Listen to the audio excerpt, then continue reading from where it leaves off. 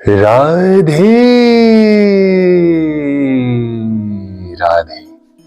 चलिए आज से हम भगवत गीता का 5वां अध्याय कर्मयोग, कृष्ण भावना भावित कर्म का प्रारंभ करते हैं।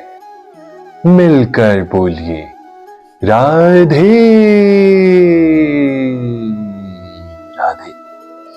अर्जुन श्री कृष्ण से कहते हैं, हे कृष्ण, पहले आप मुझे कर्म त्यागने के लिए कहते हैं और फिर भक्ति पूर्वक कर्म करने का आदेश देते हैं। क्या अब आप कृपा करके मुझे बताएंगे कि इन दोनों में अधिक लाभप्रद क्या है? भगवत गीता के इस 5वें अध्याय में भगवान बताते हैं कि भक्ति पूर्वक किया गया कर्म शुष्क चिंतन से श्रेष्ठ है। राधे राधे। भक्ति पथ अधिक सुगम है क्योंकि दिव्य स्वरूपा भक्ति मनुष्य को कर्म बंधन से मुक्त करती है। द्वितीय अध्याय में आत्मा तथा उसके शरीर बंधन का सामान्य ज्ञान बतलाया गया है। उसी में बुद्धि योग अर्थात भक्ति द्वारा इस भौतिक बंधन से निकलने का वर्णन भी हुआ है। तृतीय अध्याय में यह बताया गया है कि ज्ञानी को कोई कार्य नहीं करने पड़ते। चतुर्थ अध्याय में भगवान ने अर्जुन को बताया है कि सारे यज्ञों का पर्यवसान ज्ञान में होता है, किंतु चतुर्थ अध्याय के अंत में भगवान ने अर्जुन को सलाह दी कि वो पूर्ण ज्ञान से युक्त होकर उठकर युद्ध करे। अतः इस प्रकार एक ही भक्ति में कर्म तथा ज्ञान युक्त अकर्म की महत्ता पर बल देते हुए कृष्ण ने अर्जुन के संकल्प को भ्रमित कर दिया।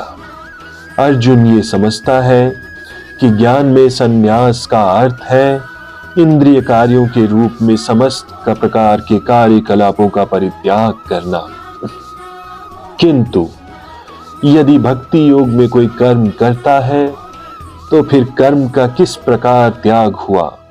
दूसरे शब्दों में वो ये सोचता है कि ज्ञान में संन्यास को सभी प्रकार के कार्यों से मुक्त होना चाहिए क्योंकि उसे कर्म तथा ज्ञान असंगत लगते हैं।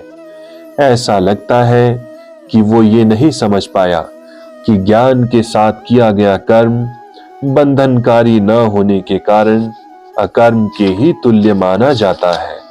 अतएव वो पूछता है कि वो सब प्रकार से कर्म त्याग दे या पूर्ण ज्ञान से युक्त होकर कर्म करे, जिसके जवाब में श्री कृष्ण उत्तर देते हैं, हे अर्जुन, मुक्ति के लिए तो कर्म का परित्याग तथा भक्तिमय कर्म दोनों ही उत्तम है, किंतु इन दोनों में से कर्म के परित्याग से भक्ति युक्त कर्म श्रेष्ठ है।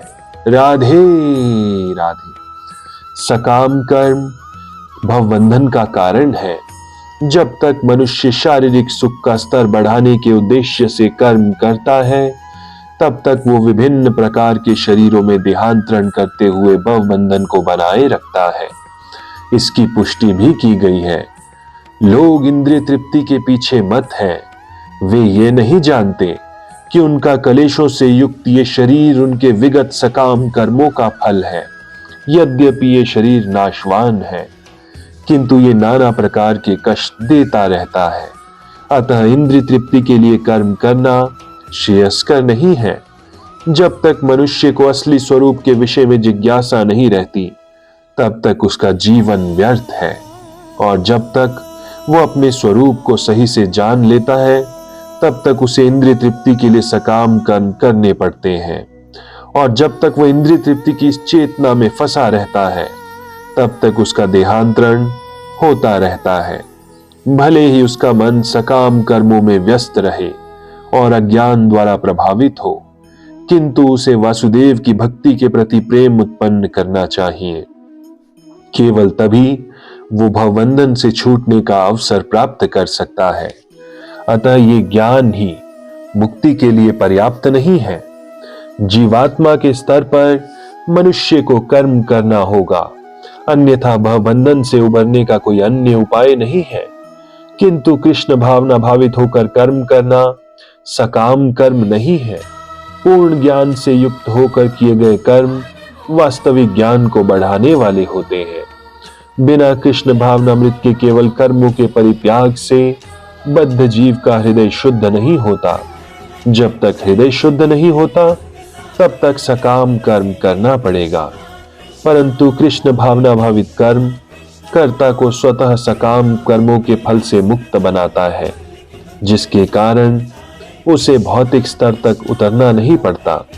अतः कृष्ण भावना भावित कर्म संन्यास से सदा श्रेष्ठ होता है, क्योंकि संन्यास से नीचे गिरने की संभावना बनी रहती है। कृष्ण भावनामृत में रहित संन्यास अपूर्ण है, जैसा कि श्रील रूप गोस्वामी जी ने कहा है।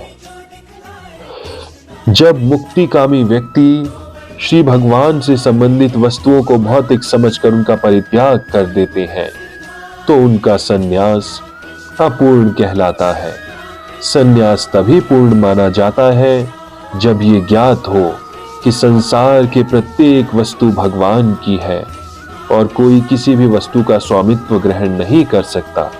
वस्तुतः मनुष्य को यह समझने का प्रयत्न करना चाहिए कि उसका अपना कुछ भी नहीं है, तो फिर संन्यास का प्रश्न ही कहां उठता है। जो व्यक्ति ये समझता है कि सारी संपत्ति कृष्ण की है, वो नित्य सन्यासी है। प्रत्येक वस्तु कृष्ण की है, अतः उसका उपयोग कृष्ण के लिए किया जाना चाहिए। कृष्ण भावना भावित होकर इस प्रकार का पूर्ण कार्य करना मायावादी सन्यासी के कृत्रिम वैराग्य से कहीं उत्तम है। मिलकर बोलिए राधे राधे राधे।